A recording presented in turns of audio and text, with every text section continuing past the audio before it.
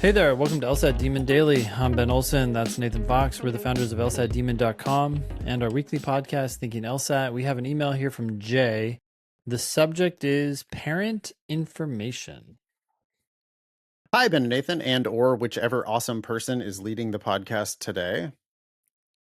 On LSAC applications, many law schools are asking for parent and guardian information for each parent. However, it's optional to complete. Should we fill out this information about our parents? No. Generally, optional questions are optional. Don't answer them. Nate. Can it be used against us? Yeah.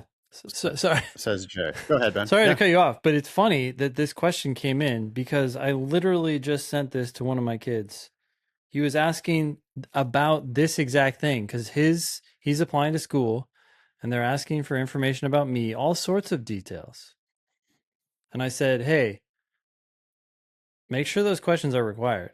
And he said, oh, I think they are required. I said, well, they might be required, but that would be disappointing. Questions unrelated to academic or personal performance are usually used to gauge wealth and set pricing. Most schools hire consulting firms to track and analyze accepted students.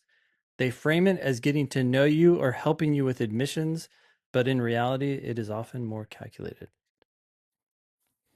So that was my text to my own kid. I'm just giving it to you, Jay, because I have the same reaction.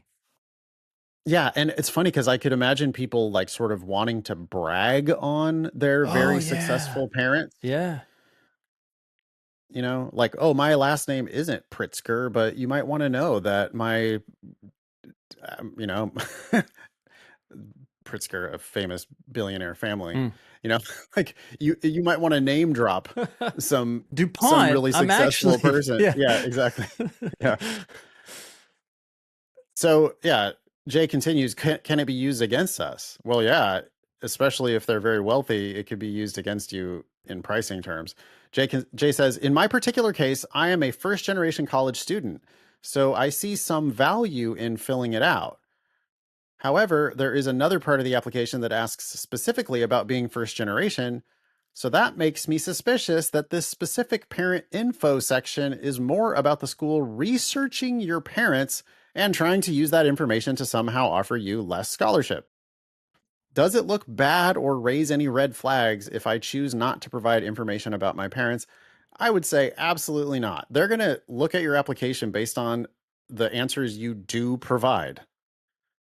And on an optional question, you don't have to provide any information. It's optional. Be the boss. Make yourself respected by the fact that you don't just voluntarily disclose information unnecessarily. Yeah, well, I mean, that's also another thing is that if you do answer every single optional question, you're not doing that for every school, right? Yeah, you look desperate. It looks like you're only applying to their school. It looks like you're really trying to sell them on the idea that they should admit you.